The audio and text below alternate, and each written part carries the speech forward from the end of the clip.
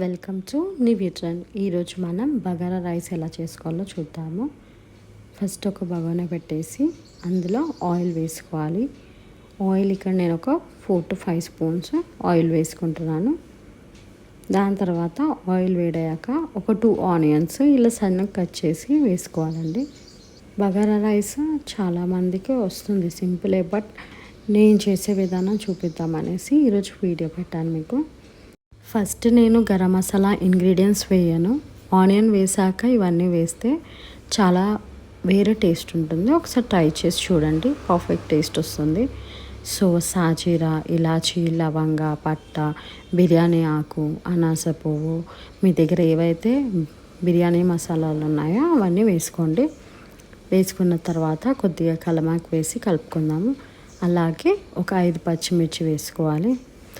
ఇప్పుడు అవన్నీ బాగా మిక్స్ చేసిన తర్వాత మెయిన్ ఇంగ్రీడియంట్ అంటే పుదీనా వల్లనే బగారా అన్నంకి ఫ్లేవర్ చేంజ్ అవుతుందండి. సో పుదీనా వేసుకోండి. ఒక కట్ట పుదీనా వేసుకొని కొంచెం కొత్తిమీర వేసుకొని ఒకసారి మిక్స్ చేసుకుందాము. దాని తర్వాత 1 స్పూన్ అల్లం వెల్లుల్లి పేస్ట్ వేసుకోవాలి. వేసుకొని కలిపి ఇప్పుడు నేను ఒక 4 గ్లాసెస్ రైస్కి కుక్ చేస్తున్నాను. సో 4 గ్లాసెస్కి 7 గ్లాసెస్ వాటర్ వేసుకోవాలి. వేసుకొని ఒకసారి బాగా మిక్స్ చేసుకుందాము. ఇప్పుడు ఇందులో కసూరి మేతి ఉంటే వేసుకోండి. దాని తర్వాత తగినంత ఉప్పు వేసుకొని ఒకసారి మిక్స్ చేసి మూత పెట్టేసి ఉడికించుకోవాలి. అది బాగా మరుగుతున్నప్పుడు మూత తీసేసి ముందుగా నానబెట్టుకున్న 4 గ్లాస్ రైస్ యాడ్ చేసుకుందాము. ఇప్పుడు ఒకసారి బాగా కలిపి అందులో సాల్ట్ సరిపోయిందో లేదో ఒకసారి చెక్ చేసుకోండి. సాల్ట్ సరిపోకపోతే యాడ్ చేసుకొని కలుపుకొని మూత పెట్టేసుకోండి. మూత పెట్టేసి ఇది బాగా మరుగుతున్నప్పుడు మూత తీసేసి కుక్ చేసుకోండి.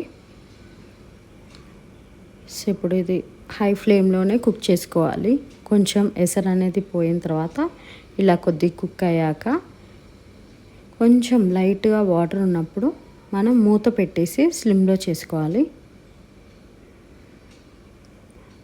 ఇప్పుడు మూత పెట్టేసి స్లిమ్లో కుక్ చేసుకోండి. కొద్దిసేపు తర్వాత మనకి వాటర్ అనేసి పోయి కొంచెం రైస్ అనేది తడిగా ఉంటుంది. అలాంటి టైంలో మనం ఒక హాఫ్ నిమ్మకాయ పిండుకుందాము. నిమ్మకాయ వేయడం వల్ల ఫ్లేవర్ చాలా బాగుంటుంది. సో హాఫ్ నిమ్మకాయ పిండుకొని ఒకసారి మిక్స్ చేసి జస్ట్ ఒక 1 minute పెట్టేసి స్టవ్ ఆఫ్ చేసుకోండి. ఇలా స్టవ్ పైనే ఉంచేసుకోండి. ఒక 15 minutes తర్వాత సర్వ్ చేసుకొని తినేయండి.